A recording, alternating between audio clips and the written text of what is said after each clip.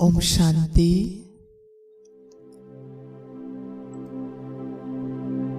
हम आत्मा हैं। आत्मा कैसी है यह समझना बहुत जरूरी है। अगर हम आत्मा हैं तो हमें अपने आप को जानना समझना बहुत आवश्यक है। आज आत्मा कैसी है उसे पूरी रीति जानेंगे। अभी तक सुना है हम आत्मा हैं, लेकिन है कहाँ? इस शरीर को हम चलाते हैं, लेकिन कैसे चलाते हैं? कार्य कैसे करते हैं? भावनाएं कहाँ से उत्पन्न होती हैं? मुख से शब्द कैसे निकलते हैं? इनका ज्ञान होना बहुत आवश्यक है। अगर हम इन बातों को नहीं जानते तो जैसे अज्ञान में है। आप देखेंगे आत्मा जो है, अभी तक के ज्ञान अनुसार हमने जाना है, समझा है कि आत्मा कहाँ है। सामने से दो आँखों के बीच में से 3 इंच अंदर और ऊपर से सिर से 2.5 इंच अंदर बीच में जहाँ यह 2 लाइन एक दूसरे से मिलेंगी, वहाँ जैसे कि आत्मा का ठिकाना है, उसके रहने का स्थान है। वास्तविक रूप से देखा जाए तो ब्रेन के बीच में जो एक पोर्शन है, पिट्यूटरी ग्लैंड और हाइपोथैलेमस, उसके बीच में एक छोटी सी स्पेस है। उस स्पेस में आत्मा निवास करती है। वहाँ से ही आत्मा सारे कार्य करती है। वह जैसे कि हमारा अकाल तख्त है। वहाँ स्थित होकर हम अपने शरीर को चलाते हैं, हर कर्म करते हैं। अभी कई पूछेंगे कि ये कैसे हम कह सकते हैं कि वहाँ आत्मा है। हम यही कहना चाहते हैं कि आप आपके पूरे शरीर में रियलाइज कीजिए कि कॉन्शियसनेस कहाँ से उत्पन्न होती है। अपने आप को समय देकर शांति में बैठकर रियलाइज कीजिए कि मैं कहाँ स्थित हूँ। ये सारी भावनाएं कहाँ से उत्पन्न हो रही हैं। सारे शरीर में देखने के बाद आप अनुभव करेंगे कि वही एक पोर्शन है जहाँ से अनुभव होता है कि यहाँ ही कॉन्शियसनेस उत्पन्न करने वाला कोई बैठा है और यहाँ से ही सारे शरीर को ऊर्जा मिल रही है। तो इस प्रकार हम अपने आप को रियलाइज कर सकते हैं और अपनी सही जगह सच्चा अकाल तख्त जान सकते हैं कि हम इस शरीर में कहाँ स्थित हैं। वहाँ से हम कार्य करते हैं, सारे कार्य करते हैं। बोलने का हो, चलने का हो, देखने का हो, सुनने का हो, सूंघने का हो, कोई भी कार्य हो, वहाँ बैठकर हम आत्मा करते हैं। जब हम उस ठिकाने पर पहुँच जाते हैं, वहाँ से अनुभव करना शुरू करते हैं, तो यह शरीर जैसे कि एक मशीन अनुभव होता है और हम इस शरीर से अलग हैं, यह अनुभव करना शुरू करते हैं। 2016 में अमेरिका में एक कॉन्फ्रेंस थी ह्यूमन कॉन्शियसनेस के ऊपर, जहां हमने एक पेपर प्रेजेंट किया, ह्यूमन कॉन्शियसनेस। वहाँ भी यही प्रेजेंट हुआ कि यह सारी जो भावनाएं उत्पन्न हो रही है, यह ब्रेन से नहीं हो रही है, ब्रेन में कोई बैठा है जो इन वाइब्रेशंस को क्रिएट करता है अपने विचारों से, अपने संकल्पों से। विश्व में पहले यह मान्यता थी कि सारी भावनाएं ब्रेन से उत्पन्न हो रही हैं, लेकिन अभी जैसे विश्व के सारे साइंटिस्ट, ह्यूमन कॉन्शियसनेस के ऊपर काम करने वाले सारे साइंटिस्ट जब यहाँ तक पहुँचे हैं कि ब्रेन में कोई शक्ति है जो अपने विचारों से ऊर्जा उत्पन्न करती है और अपने शरीर को चलाती है, तब उनकी यह मान्यता भी धीरे धीरे मिटती जा रही है कि ब्रेन ही शरीर को चलाता है। शुरू में वह सोचते थे कि अगर ब्रेन में कोई बैठा है तो कहाँ है। उन्होंने भी यह अनुमान लगा के बताया है कि भावनाएं पीछे से होकर ब्रेन में पीछे से होकर आगे तक पहुंचती हैं और बीच में जाती हैं और वहाँ उन्हें कोई रिस्पॉन्ड करता है। वहाँ बीच में कोई बैठा है जो फील करता है और जो बताता है कि सामने क्या है और क्या नहीं है। वही रीड करता है हर बात को कि जैसे कि यह एप्पल है, यह हरा कलर है, यह दीवार है, यह पेड़ है। ये सारा बताने वाला वह बीच में बैठा है, लेकिन वो कौन है उसको भले उन्होंने नाम नहीं दिया, लेकिन उनका भी कहना है बीच में कोई बैठा है जो इस शरीर को चलाता है और उससे ही और वहाँ से ही सारी एनर्जी निकलती है, ब्रेन में फैलती है और ब्रेन से होके सारे शरीर में जाकर कार्य चलते हैं। तो जो कोई ब्रेन में बैठा है उसे कॉन्शियसनेस है, उसको अवेयरनेस है, उसको सारी जानकारी है, हर बात का ज्ञान उसके अंदर है, उसको हर बात की डिटेल पता है कि हर घड़ी हर समय क्या क्या होने वाला है, क्या हुआ है और क्या हो रहा है, कौन सी एनर्जी किस प्रकार की है वह पहचानता है। भले हम उसे आत्मा कहते हैं, लोग उसे कॉन्शियसनेस कहते हैं, कॉन्शियसनेस फील्ड कहते हैं, जो भी कहे, लेकिन हम जो भी वह है हमें सब कुछ पता है। जैसे कि यूएसए के सर डॉक्टर स्टुअर्ट हैमरॉफ और यूके के सर पेनरोज, ये जो बड़े साइंटिस्ट हैं ह्यूमन कॉन्शियसनेस के क्षेत्र में कार्य कर रहे हैं, उनका भी यही कहना है कि वह नॉन लोकल है, ब्रेन से बना हुआ नहीं, ब्रेन से अलग कोई शक्ति है, वह ऊर्जा है और वह ऊर्जा ही अपने अंदर अनेक ऊर्जाओं के स्रोत से यह कार्य करती है। उसके अंदर अनेक ऊर्जाएं हैं, जैसे कि उसकी अपनी ऊर्जा है, जिन ऊर्जाओं से वो शरीर को चलाते हैं। उनका एक आकार भी है, उसकी ज्योमेट्री है, उस ज्योमेट्री में वो रहकर अपने कार्य करता है।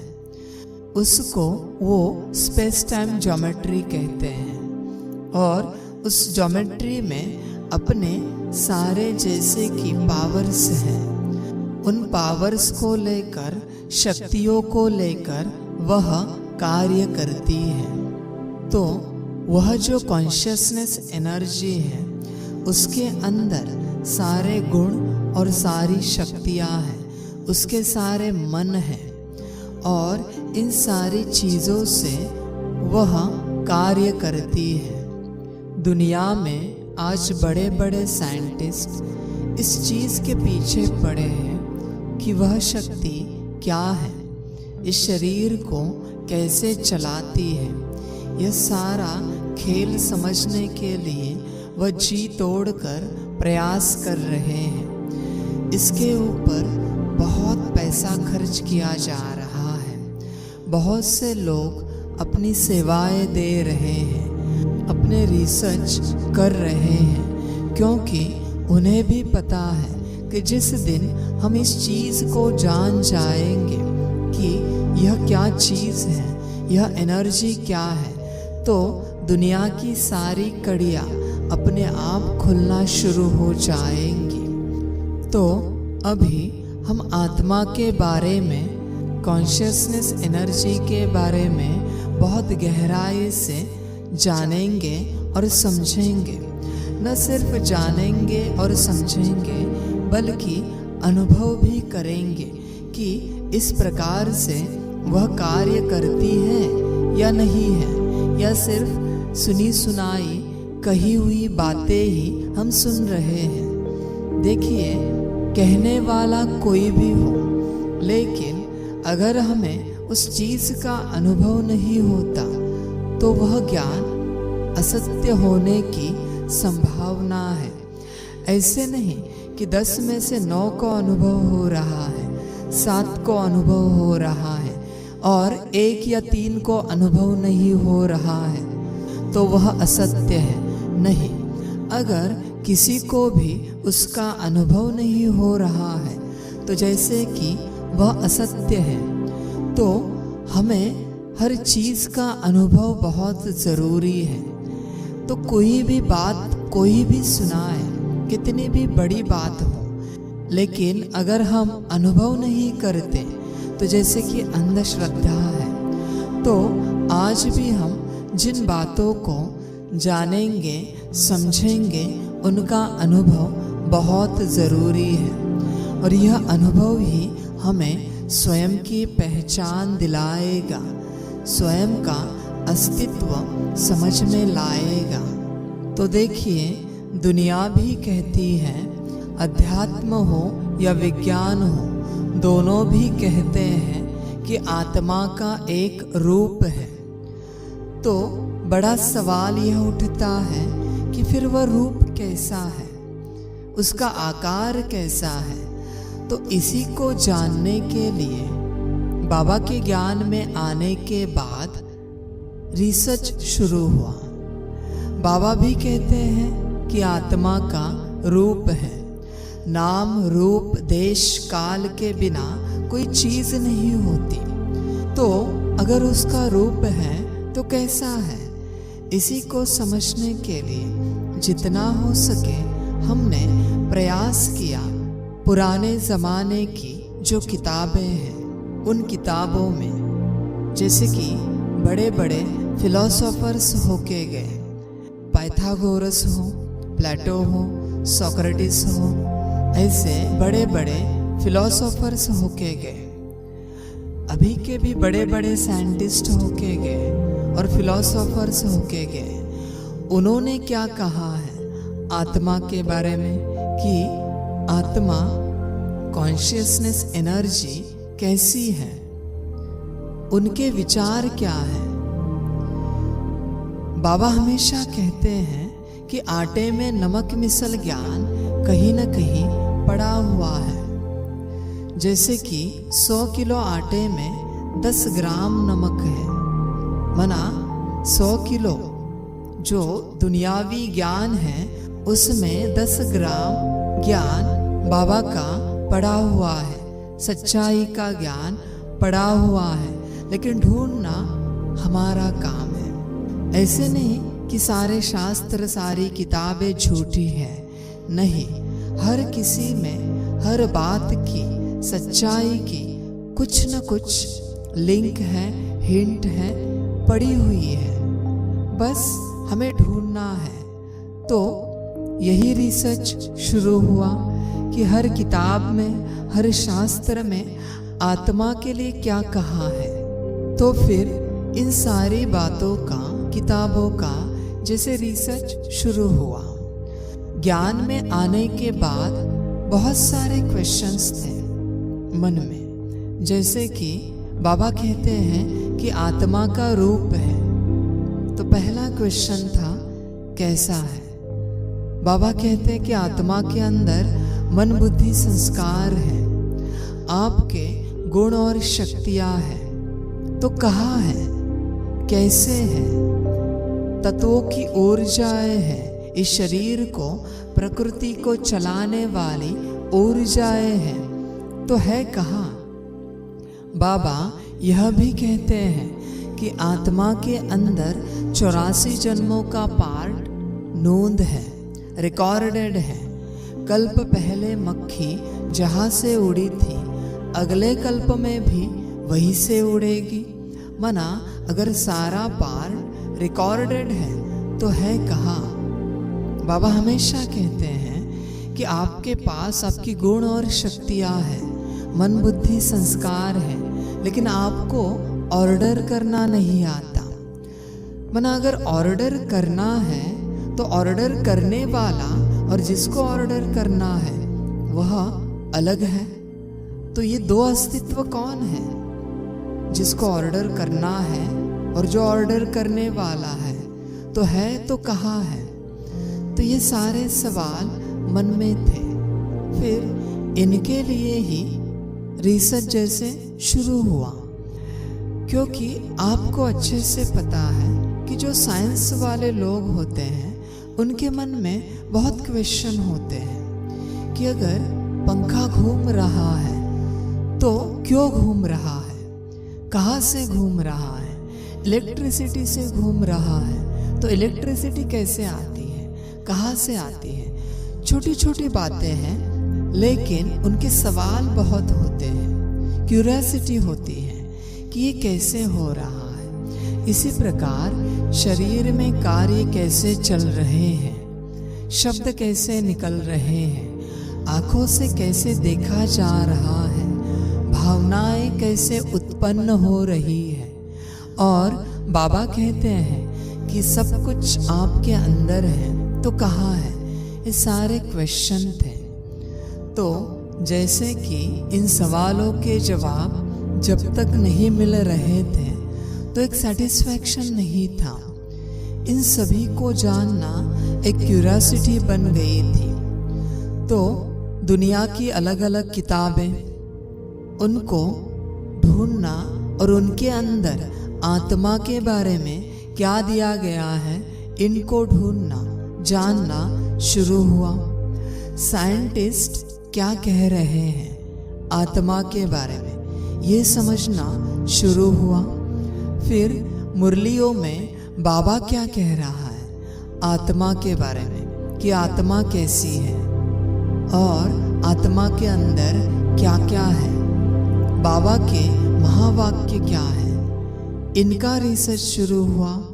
फिर बाबा से रूह रिहान, बाबा जब योग में कुछ बातें सुनाता था, बताता था, बुद्धि को टच कराता था, तो वो किस प्रकार से इनसे जुड़ी हुई है, इन सारी बातों को एकत्रित किया गया। अव्यक्त मुरलियों में भी जैसे बाबा ने कहा है कि मस्तक में चमक रही है रंगी बिरंगी मणियाँ।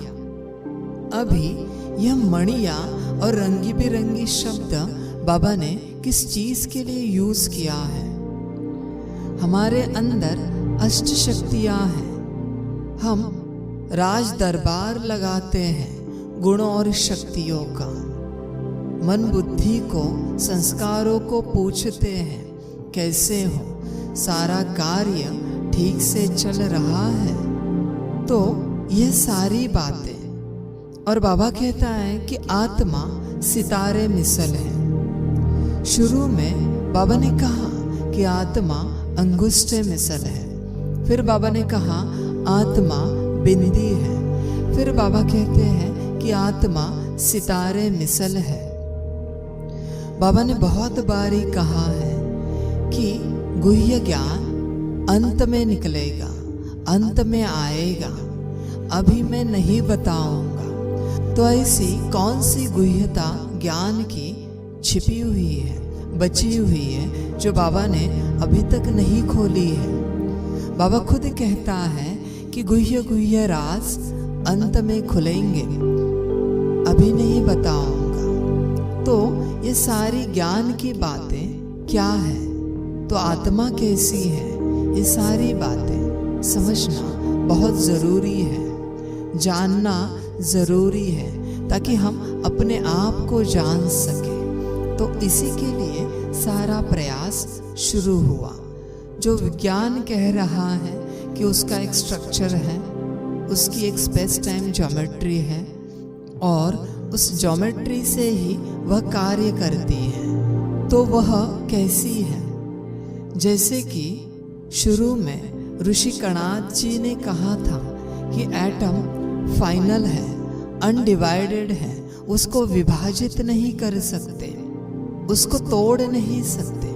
लेकिन बाद में जैसे अनेक साइंटिस्ट आए, बहुत सारे साइंटिस्ट जैसे कि रुदरफोर्ड आए, नील बोर्स आए, अलग अलग साइंटिस्ट आए, उन्होंने कहा कि नहीं, एटम के अंदर इलेक्ट्रॉन, प्रोटॉन, न्यूट्रॉन है। मना जो मान्यता शुरू में थी कि एटम ही फाइनल है, तो बाद में वह मान्यता बदल गई कि एटम फाइनल नहीं, एटम के अंदर और 3 जैसे कि एनर्जीज हैं, इलेक्ट्रॉन, प्रोटॉन, न्यूट्रॉन। लेकिन अभी तक आप देखेंगे कि साइंस यहाँ तक भी पहुँचा है कि एटम के अंदर अनेक सब एटॉमिक पार्टिकल हैं, बहुत गहराई तक विज्ञान पहुँचा है। उसी प्रकार आत्मा सिर्फ सितारे मिसल नहीं है, उसके अंदर उसके गुण और शक्तियाँ हैं। इसका प्रमाण है बाबा की मुरलियाँ, बाबा के महावाक्य, उसकी अनुभूति, विज्ञान का कहना, फिलॉसफी का कहना, अध्यात्म और विज्ञान दोनों के कहने को, दोनों की मान्यताओं को अगर हम एक करेंगे तो हम पाएंगे कि आत्मा का एक रूप है और जिसके अंदर आत्मा के गुण और शक्तियाँ हैं, जिनसे आत्मा कार्य करती है। देखिए, यह हमारे अनुभव है। हम कहते हैं गुड़ मीठा है, आप विश्वास नहीं कीजिए। अगर आप बिना अनुभव किए विश्वास करेंगे तो आप अंधश्रद्धा में जिएंगे और अंधश्रद्धा में ही मरेंगे। तो बिना अनुभव किए हमारी बातों पर भी विश्वास मत कीजिए, किसी की भी बातों पर विश्वास नहीं कीजिए। आप गुड़ को चखे देखिए। एक बार आपने गुड़ को चख लिया, फिर सारी दुनिया कहे गुड़ कड़वा है, फिर भी आप नहीं मानेंगे, क्योंकि आपने उसे चख लिया है कि वह कैसा है। तो इसी प्रकार आत्मा कैसी है, उसके अनुभव करके देखिए कि सच में हमारे अंदर क्वालिटीज़ हैं, गुण और शक्तियाँ हैं या नहीं है, हमारे अंदर मन बुद्धि संस्कार है या नहीं है। यह सारे अनुभव करके देखिए। हम कहते हैं कि आत्मा का एक रूप है, सितारे मिसल, उसके अंदर उसके गुण और शक्तियों के 16 ऊर्जा बिंदु है जिनसे वो कार्य करती है, मन बुद्धि संस्कार है। तो आप विश्वास नहीं कीजिए, आप उन्हें अनुभव करके देखिए कि है या नहीं है। तो हम जो आत्मा है, हमारे अंदर ही सब कुछ है, हमारे अंदर हमारे मन बुद्धि संस्कार है, हमारे 7 गुण हैं, अष्ट शक्तियाँ हैं, हमारे 3 मन हैं, जैसे कि conscious mind, subconscious mind, unconscious mind. ये सारा खेल हमारे अंदर है। 5 तत्वों को चलाने वाली ऊर्जाएं हमारे अंदर है। 6ठा महातत्व भी हमारे अंदर है। इनका अध्ययन करने के लिए हम आत्मा के अंदर जो जो गुण और शक्तियाँ हैं, मन बुद्धि संस्कार हैं, तत्वों की ऊर्जाएं हैं, इनका अध्ययन करने के लिए हमने जस्ट एक नंबर दिए हैं। एक सीरियल में 1 से 16 तक नंबर दिए हैं। इनको हम समझेंगे और अनुभव करेंगे। फिर इसे कहते हैं कि आप विश्वास नहीं कीजिए जब तक आपको अनुभव नहीं होता। बिना अनुभव के विश्वास रखेंगे तो अंधश्रद्धा में जाएंगे। फिर इसे हम कहते हैं। तो जो बातें हम अभी सुनेंगे, जानेंगे, उसे समझने का प्रयास करेंगे। बहुत बार हम कहते हैं, जानो नहीं, मानो नहीं, समझो, पूरी रीति समझो। एक बार समझ लिया तो आप ज्ञानी बन गए। तो हम समझने का प्रयास करेंगे। तो हम शुरुआत करते हैं। तो जैसे कि हमारे अंदर 16 नंबर का पॉइंट है, वह है हमारी बुद्धि। जो 14 नंबर का पॉइंट है, वह है हमारा मन। जो 15 नंबर का पॉइंट है, वह है हमारे संस्कार। तो हमारा मन, हमारी बुद्धि और हमारे संस्कार यहाँ है, हमारे अंदर है। हम जो आत्मा है, सितारे मिसल, उसके बीच में हमारे मन, बुद्धि और संस्कार हैं। हमारे जो 3 मन है, जैसे कि कॉन्शियस माइंड, सबकॉन्शियस माइंड और अनकॉन्शियस माइंड, यह भी यहाँ ही स्थित है। तो जो हमारा मन है, 14 नंबर का पॉइंट, वह है हमारा कॉन्शियस माइंड।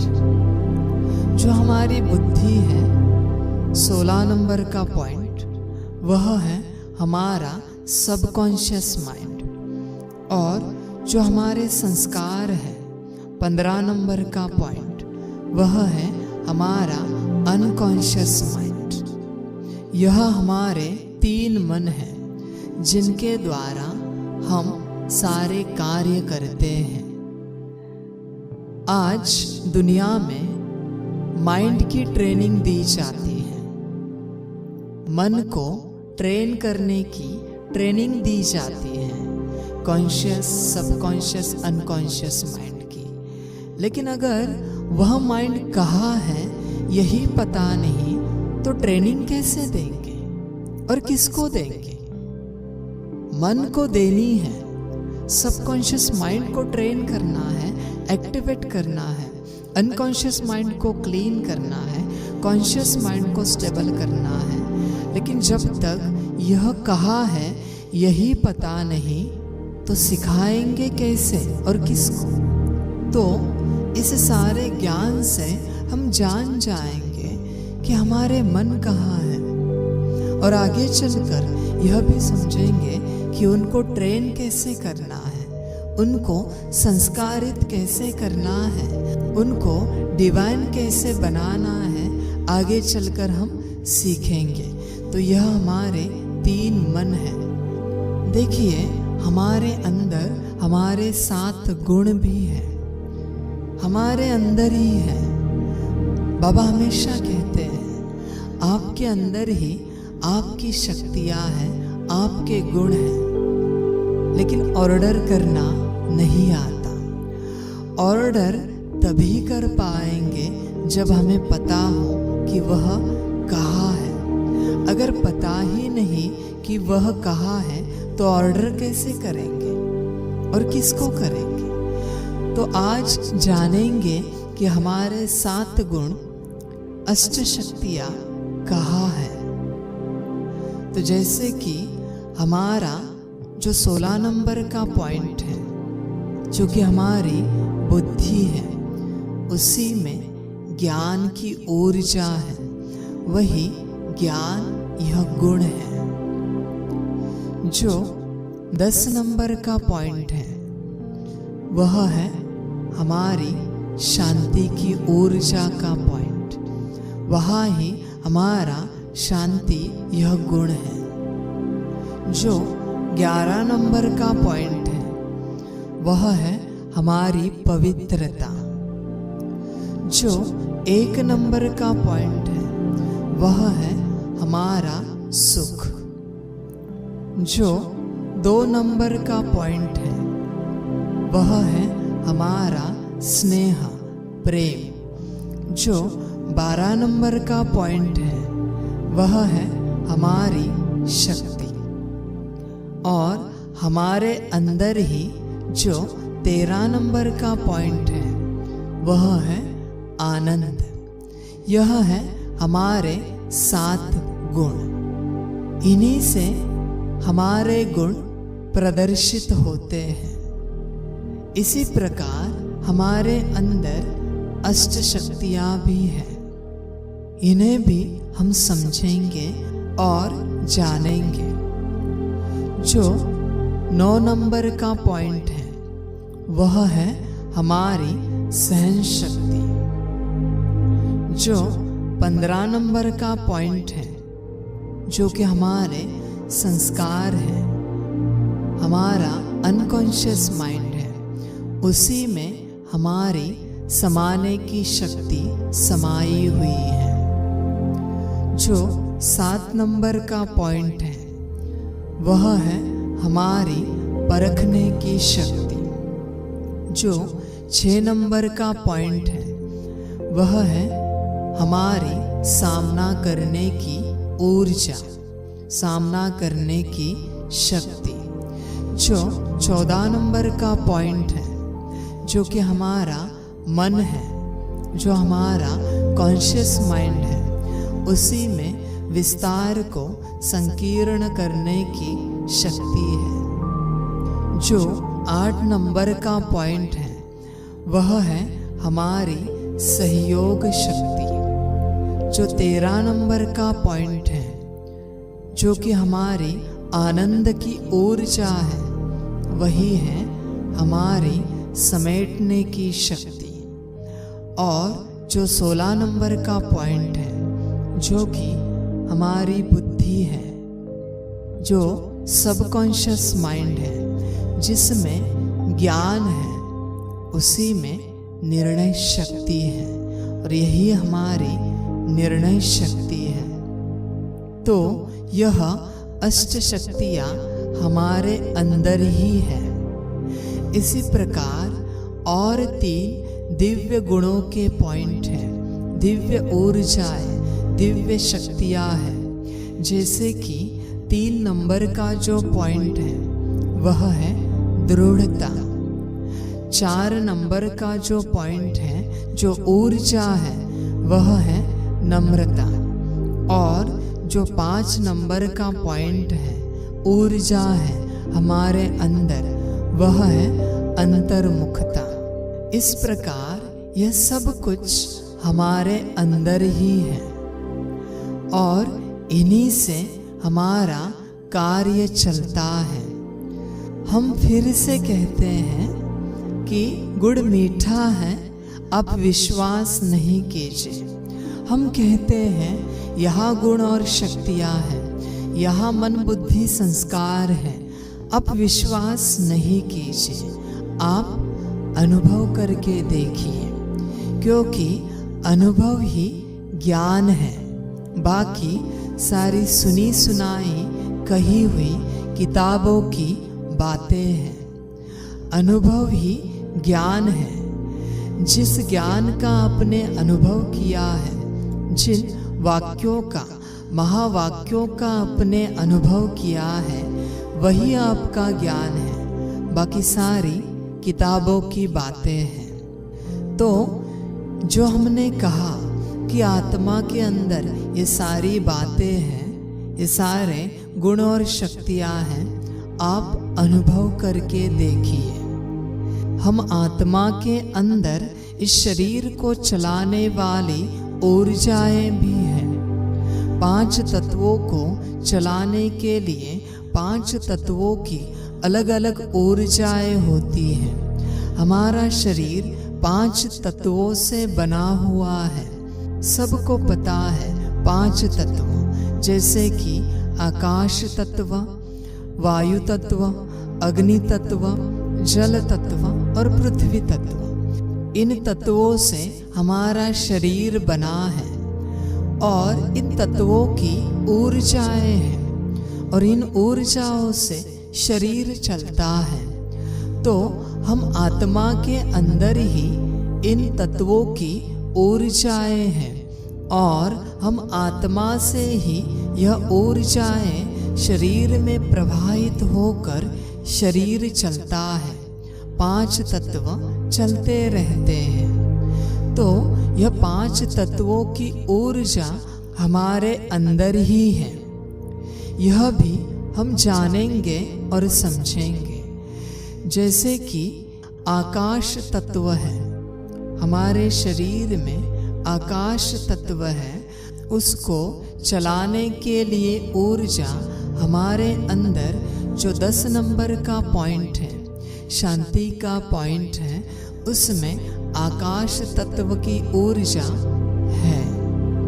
यहाँ से ही हमारे सारे शरीर में आकाश तत्व की ऊर्जा फैलती है। किस प्रकार फैलती है? तत्वों से ऊर्जा कहाँ से शरीर में जाती है, यह भी विस्तार से हम जानेंगे। तो जो शांति का पॉइंट है उसमें आकाश तत्व की ऊर्जा है। जो 11 नंबर का पॉइंट है पवित्रता का, जिसमें पवित्रता की ऊर्जा है, उसमें जल तत्व की ऊर्जा समाई हुई है।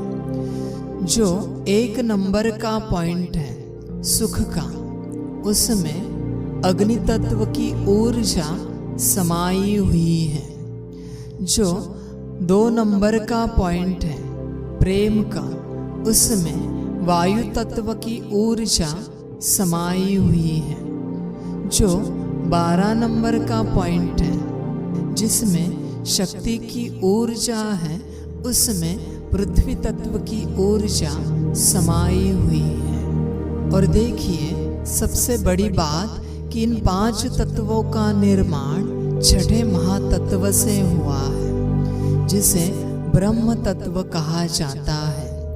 परम धाम का ब्रह्म महातत्व अलग प्रकार का है और इस साकार वतन का ब्रह्म तत्व अलग प्रकार का है। तो यह 5 तत्व जिस ब्रह्म तत्व से बने हैं, उसकी ऊर्जा भी हमारे अंदर है।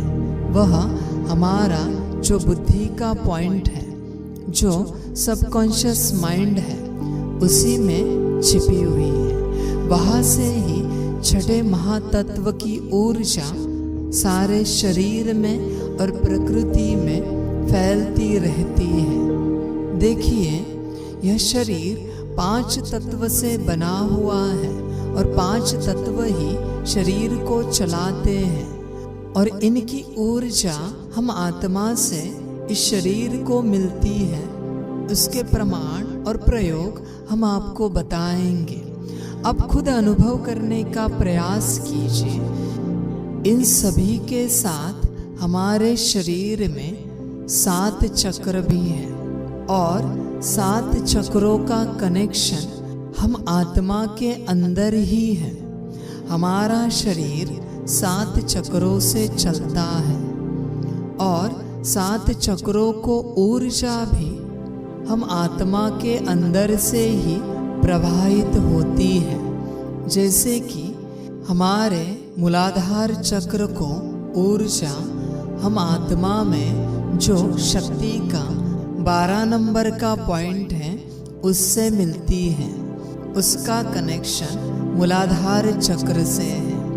हमारे स्वादिष्ठान चक्र को ऊर्जा हमारे अंदर जो पवित्रता का 11 नंबर का पॉइंट है उससे मिलती है। हमारे मणिपुर चक्र को ऊर्जा हमारे अंदर जो 1 नंबर का सुख का पॉइंट है उससे मिलती है। हमारे अनाहत चक्र को ऊर्जा हमारे अंदर जो 2 नंबर का पॉइंट है प्रेम का, स्नेह का, उससे मिलती है। हमारे विशुद्धि चक्र को ऊर्जा हमारे अंदर जो शांति का पॉइंट है, आकाश तत्व का 10 नंबर का, उससे मिलती है। हमारे आज्ञा चक्र को ऊर्जा हमारे अंदर जो बुद्धि का पॉइंट है, उससे मिलती है। और हमारे सहस्त्रार को ऊर्जा हमारे अंदर जो 13 नंबर का पॉइंट है, आनंद का, उससे मिलती है। इस प्रकार हमारे 7 चक्र भी हम आत्मा के अंदर जो ऊर्जाएं हैं उसी से चलते हैं। 7 चक्रों के साथ हमारे शरीर के बाहर 5 कोश भी है, उनको ऊर्जा भी हम आत्मा से ही मिलती है। इस प्रकार यह सारा संसार हम आत्मा चलाती है। शरीर रूपी संसार, शरीर रूपी विश्व हम आत्मा चलाती है। इनको चलाने के लिए गुण और शक्तियाँ हमारे अंदर ही है। हम आत्मा के अंदर जो अभी हमने देखे वह अलग अलग गुण और शक्तियाँ हैं। इनमें जब गिरावट आ जाती है, माना इनकी ऊर्जाओं में जब कमी हो जाती है, तो उसका परिणाम हमारे जीवन में शारीरिक, मानसिक, आर्थिक, पारिवारिक और सामाजिक तौर पर दिखाई देता है। देखा जाए तो बाहर में कुछ नहीं होता, सब कुछ अंदर चलता है, बस उसका परिणाम हमें बाहर दिखाई देता है। लेकिन असली बीमारी अंदर ही है और उपचार भी, दवाई भी अंदर ही होनी चाहिए। जब हमारे अंदर जो गुण और शक्तियाँ हैं उसकी ऊर्जा कम होती है, तो उसका परिणाम हमारे शारीरिक जीवन में कैसे आता है यह हम जानेंगे। तो जो हमारे 7 चक्रों के ऊर्जा बिंदु है, उसमें 7 चक्रों की ऊर्जाएं समाई हुई है। वहाँ से ही 7 चक्रों को ऊर्जा प्रवाहित होती है, यह हमने जाना है। सभी को अच्छे से ज्ञात है कि 7 चक्रों की ऊर्जाएं कम होने के बाद उनसे संबंधित अलग अलग बीमारियां पैदा हो जाती हैं और हमारा शरीर बीमार अनुभव करता है। दुनिया में यह ज्ञान तो विस्तार से है कि मूलाधार चक्र के ऊर्जा के कमी के कारण कौन सी बीमारी पैदा होती है, स्वादिष्टान चक्र की ऊर्जा के कारण कौन सी बीमारी पैदा होती है। यह सारा ज्ञान आज दुनिया में उपलब्ध है। इस विस्तार में हम नहीं जाएंगे, बस सार रूप में यही कहना चाहेंगे कि अगर चक्रों में ऊर्जा कम होने के कारण बीमारी पैदा होती है और चक्रों की ऊर्जा का स्रोत हम आत्मा के अंदर हैं, तो हमारा यह कर्तव्य बनता है कि हम उस ऊर्जा को दोबारा से परमात्मा से कनेक्ट होकर भरपूर करें। तो जब हम हमारे चक्रों की ऊर्जा यानी गुण की ऊर्जाओं को बाबा से कनेक्ट करके चार्ज करते हैं, भरपूर करते हैं, तो उस चक्र से संबंधित उस प्रकार की बीमारी नष्ट हो जाती है। अगर किसी को खून की बीमारी है, माना पवित्रता की ऊर्जा शरीर में कम हो चुकी है, जिसके कारण स्वादिष्टान चक्र की ऊर्जा कम हुई है और खून को चलने के लिए, दौड़ने के लिए, कार्य करने के लिए जितनी ऊर्जा आवश्यक है उतनी नहीं मिल पा रही है, और उसी के कारण खून की बीमारियां पैदा हो रही हैं। हमारे शरीर में जितने भी ऑर्गन्स हैं, उनमें जितने भी सेल्स हैं, उन सेल्स को चलने के लिए एक पर्टिकुलर प्रकार की, पर्टिकुलर अमाउंट में ऊर्जा की आवश्यकता होती है। जब यह ऊर्जा की कमी हो जाती है तो उस ऑर्गन में बीमारी आ जाती है।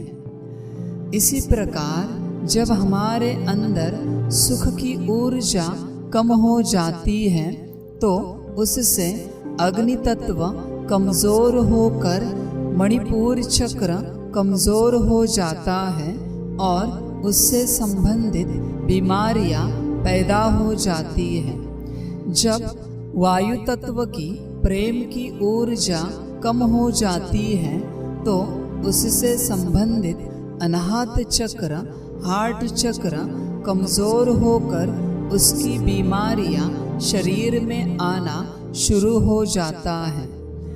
जब शक्ति की ऊर्जा कम हो जाती है तो उससे संबंधित मूलाधार चक्र की ऊर्जा कम होकर पृथ्वी तत्व से संबंधित बीमारियां पैदा होना शुरू होती है। आकाश तत्व की ऊर्जा जब कम हो जाती है, माना शांति इस गुण की ऊर्जा कम हो जाती है, तो विशुद्धि चक्र से संबंधित बीमारियां पैदा होना शुरू हो जाती है। आज्ञा चक्र की ऊर्जा जब कम हो जाती है तो ब्रेन की बीमारियां, सुरती की बीमारियां शुरू हो जाती हैं, और उसी प्रकार सहस्त्रार चक्र से संबंधित जो बीमारियां हैं वह आनंद की ऊर्जा की कमी के कारण पैदा होना शुरू होती है। जब बाबा से हम इन गुणों की ऊर्जाओं को अपने अंदर भरना शुरू करते हैं, पर्टिकुलर उस एनर्जी कोड के कलर में, तो हम अनुभव करते हैं कि वह बीमारियां ठीक होती जा रही हैं। देखा जाए तो यह कलर थेरेपी नहीं है। किसी को लगेगा कि यह कलर थेरेपी है, लेकिन यह कलर थेरेपी नहीं है। दुनिया में 7 रंग और उसमें 2 अलग रंग, एक ब्लैक और एक वाइट, ऐसे 9 रंगों की रचना है। ये ईश्वर का मांडवा, ईश्वर की क्रिएशन 9 रंगों से ही हुई है। उन 9 रंगों के अलग अलग शेड से अलग अलग रचनाएं हुई हैं। जैसे 9 रंग हैं, वो 9 रंग ना होकर 9 ऊर्जाएं हैं। उसी प्रकार 9 ग्रह भी आकाश में स्थित हैं। ये सारी रचना बहुत अलग प्रकार के एक ढांचे में बनी हुई है। फिलहाल हम यही जानेंगे कि उस प्रकार की ऊर्जा हमारे उन ऊर्जा बिंदुओं में, उन गुणों में भरने के बाद उस प्रकार की बीमारियां नष्ट हो जाती है जो उनसे संबंधित है। ऐसे राजयोग से हम गुणों से भरपूर होकर सभी प्रकार की शारीरिक बीमारियों को नष्ट कर सकते हैं। जब यह ज्ञान हमें नहीं था तब भी हम परमात्मा को, बाबा को याद करके अपनी बीमारियों को नष्ट करते थे। मुरलियों में बाबा ने कई बार कहा है कि बच्चे जब बीमार हो, कोई बीमारी आए तो योग बढ़ाओ। योग बढ़ाने से यही होता था कि जिस गुण की ऊर्जा कमी है वह ऊर्जा उसमें भर जाती थी और उसी से चक्रों में ऊर्जा संतुलित होकर वह बीमारी नष्ट होती थी। बस आज हमें उसकी क्लैरिटी मिली है कि किस प्रकार से परमात्मा को याद करने के बाद शरीर की बीमारियां नष्ट हो जाती हैं।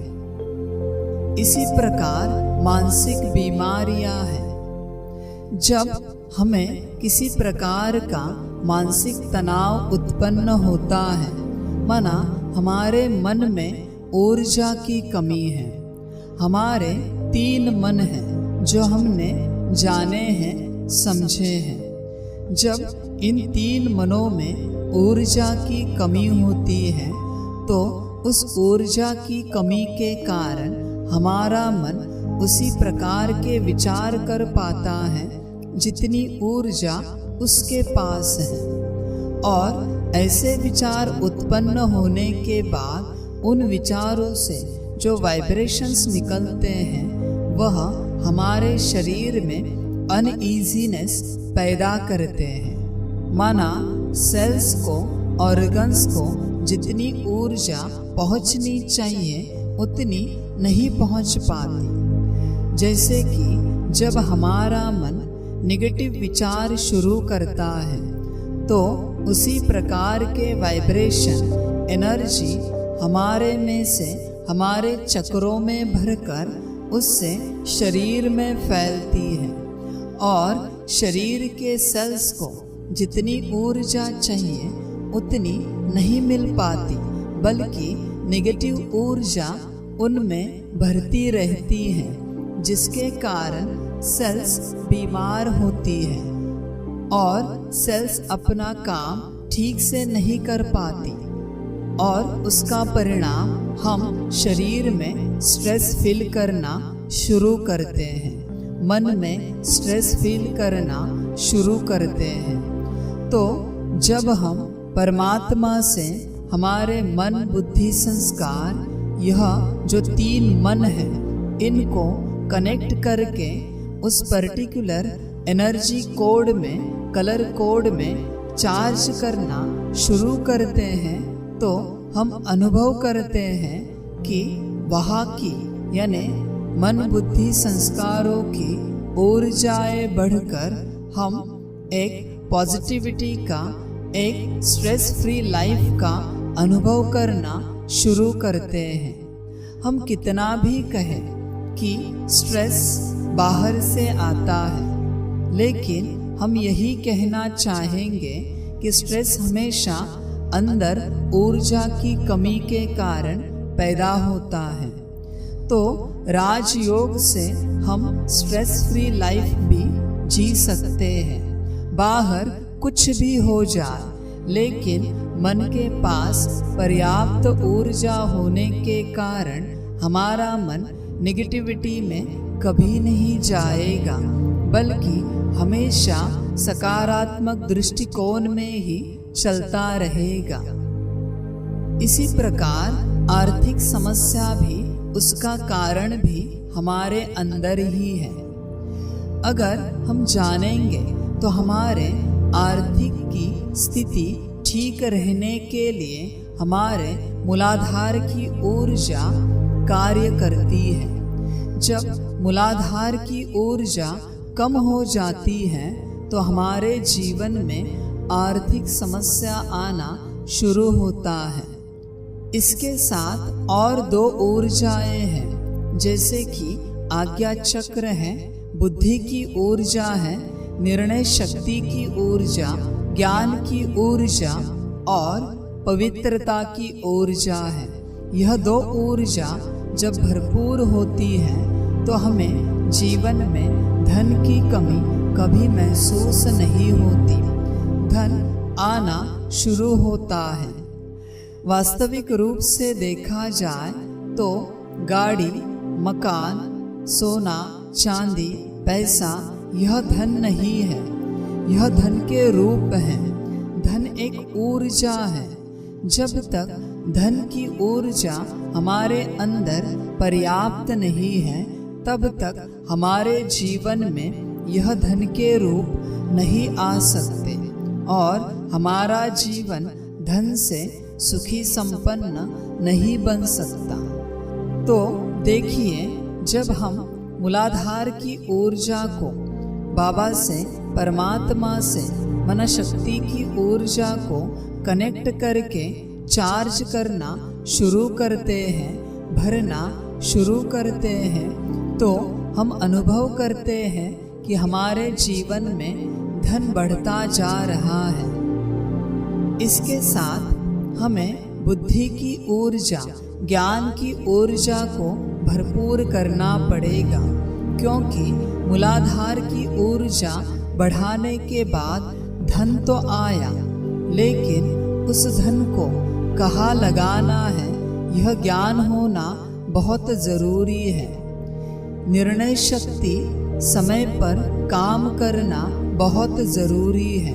तो जब हम ज्ञान की ऊर्जा को हमारे अंदर भरते हैं तो धन का सही इस्तेमाल शुरू हो जाता है। साथ ही साथ धन टिकना भी बहुत ज़रूरी है, और धन टिकने के लिए पवित्रता की आवश्यकता है। जहाँ पवित्रता है, जहाँ शुद्धि है, वही धन टिक पाएगा।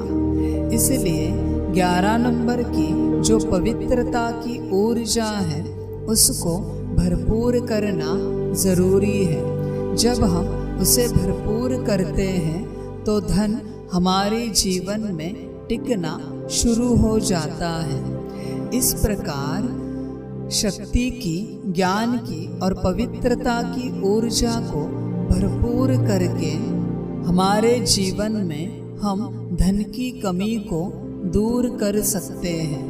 यह अनुभव हम कर सकते हैं। इसी प्रकार हमारे जितने भी रिश्ते हैं, उनका कनेक्शन भी हमारे गुणों और शक्तियों से है। आज हम कहते हैं कि हमारे रिश्ते तनाव में जा रहे हैं, हमारे रिश्ते बिगड़ते जा रहे हैं। उनका भी मूल कारण है हमारे गुणों और शक्तियों की ऊर्जा की कमी। आप अनुभव करके देख सकते हैं कि किस प्रकार से राजयोग में मूलभूत गुण और शक्तियों को धारण करने से रिश्ते भी ठीक होने लगते हैं। बाहर कुछ नहीं करना है, सब कुछ अंदर ही होता है, अंदर ही चलता है। राजयोग में सारा कार्य अपने ऊपर अंदर ही किया जाता है। तो आप अनुभव करेंगे कि किस प्रकार से गुणों की ऊर्जा बढ़ाने से रिश्ते ठीक होने लगते हैं। अगर किसी का अपनी माता से या सास से रिश्ता खराब हो चुका है तो उसका मूल कारण है शांति की ऊर्जा की कमी। किसी का अपने पिता से या ससुर से रिश्ता खराब हो चुका है तो उसका मूल कारण है शक्ति की ऊर्जा की कमी। किसी का अपने युगल से, पति पत्नी से रिश्ता खराब हो चुका है तो उसका मूल कारण है हमारे अंदर प्रेम की ऊर्जा की कमी। किसी का अपने रिश्तेदारों से, अपने फ्रेंड से, कलीग से रिश्ता खराब हो चुका है, बिगड़ चुका है तो उसका मूल कारण है सुख की ऊर्जा की कमी।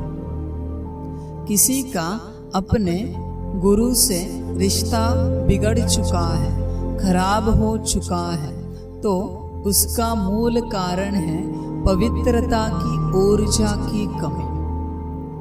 किसी का अपने बच्चे के साथ रिश्ता खराब हो चुका है तो उसका मूल कारण है आनंद की ऊर्जा की कमी। और सबसे बड़ा रिश्ता जो आज दुनिया में सबसे ज़्यादा बिगड़ चुका है, खुद का खुद के साथ। अगर रिश्ता खराब हो चुका है, खुद का खुद के साथ रिलेशन ठीक नहीं है तो उसका मूल कारण है ज्ञान की ऊर्जा की कमी। तो जब यह गुणों की ऊर्जाएं हम हमारे अंदर भरपूर करते हैं तो हमारे रिश्ते भी अपने आप ठीक होना शुरू हो जाते हैं। राजयोग में सब कुछ है, हेल्थ, वेल्थ, हैप्पीनेस, बस कहने के लिए नहीं है। सब कुछ सच में है, बस इसे अनुभव करना जरूरी है। जैसे हम गुणों की ऊर्जाओं को भरते जाते हैं तो हम अनुभव कर पाते हैं। हमारे शारीरिक, मानसिक, आर्थिक, पारिवारिक, सामाजिक सारी समस्याएं दूर होती जाती हैं और हम सभी बातों में, सभी तरफ से हेल्थ, वेल्थ, हैप्पीनेस में आ जाते हैं और अपने जीवन को बहुत सुख में उपलब्ध कराते हैं और जीवन का सच्चा आनंद ले पाते हैं। तो यह जो प्राचीन राजयोग की विधि बनी है, स्वपरिवर्तक शिवास्त्र, इसमें बस यही विज्ञान स्पष्ट किया गया है कि किस प्रकार से हमारे अंदर गुण और शक्तियों के ऊर्जाएं हैं, उनको भरपूर करने के बाद कैसे हमारा जीवन सुख में दौड़ता रहता है, सुख में चलता रहता है। आप अनुभव करेंगे कि इन गुण और शक्तियों को भरपूर करने से आपका जीवन सदा सुख के लिए उपलब्ध हो जाएगा। ओम शांति।